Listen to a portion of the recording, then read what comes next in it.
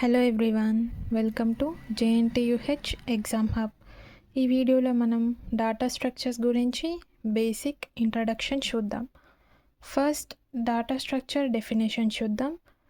Data structure is a way of organizing and storing data so that it can be accessed and modified efficiently. సింపుల్గా చెప్పాలంటే data structure అంటే డాటాని ఒక proper వేలో arrange చేసి store చేయడం. ఇలా చేయడం వల్ల మనం డాటాని ఈజీగా సెర్చ్ చేయగలం, అప్డేట్ చేయగలం అండ్ ప్రాసెస్ చేయగలం. ఒక సింపుల్ ఎగ్జాంపుల్ చూద్దాం. మీ ఫోన్లో 1000 కాంటాక్ట్స్ ఉన్నా కూడా మనం ఒక్క నేమ్ సెర్చ్ చేసిన వెంటనే కనిపిస్తుంది కదా. ఎందుకంటే ఆ కాంటాక్ట్స్ అన్నీ ప్రాపర్గా ఆర్గనైజ్ అయ్యి ఉంటాయి. కాబట్టి మనం కావాల్సిన కాంటాక్ట్ని ఈజీగా సెర్చ్ చేయగలం. అలాగే కంప్యూటర్స్లో కూడా డాటాని ఆర్గనైజ్ చేయడానికి డాటా స్ట్రక్చర్స్ యూస్ చేస్తారు. ఓకే, ఇప్పుడు డాటా స్ట్రక్చర్స్ ఎందుకు ఇంపార్టెంటో చూద్దాం.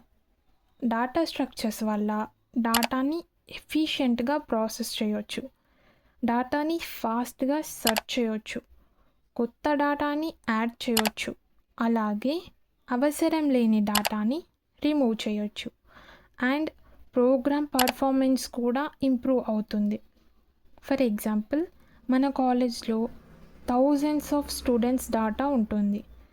మనకి ఒక్క స్టూడెంట్ డీటెయిల్ కావాలి అంటే డాటా అనేది ప్రాపర్గా ఆర్గనైజ్ అయ్యి ఉండాలి. అప్పుడే మనకి ఆ స్టూడెంట్ డీటెయిల్స్ వెంటనే దొరుకుతుంది.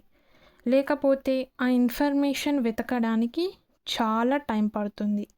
అందుకే రియల్ లైఫ్ అప్లికేషన్స్లో కూడా డాటా స్ట్రక్చర్స్ చాలా important. Mobile contacts, social media apps, banking systems, online shopping applications, student databases and search ఇంజన్స్లో కూడా డాటా స్ట్రక్చర్స్ యూస్ చేస్తారు. ఈ ఇమేజ్లో డాటా స్ట్రక్చర్స్ యొక్క మేజర్ టైప్స్ ఉన్నాయి. Like arrays, linked list, stacks, queues, trees and graphs లాంటి important topics నేర్చుకుందాం. వీటిని మనం నెక్స్ట్ వీడియోస్లో ఒక్కొక్కటి డీటెయిల్డ్గా ఎగ్జాంపుల్స్తో చూద్దాం. డాటా స్ట్రక్చర్స్ బాగా అర్థమైతే కోడింగ్ ఈజీగా అనిపిస్తుంది అండ్ ప్రాబ్లమ్ని కూడా ఎఫిషియెంట్గా సాల్వ్ చేయగలం. వీడియో యూస్ఫుల్ అనిపిస్తే లైక్ చేయండి, షేర్ చేయండి మరియు JNTUH ఎగ్జామ్ హబ్ని సబ్స్క్రైబ్ చేయండి. Thank you.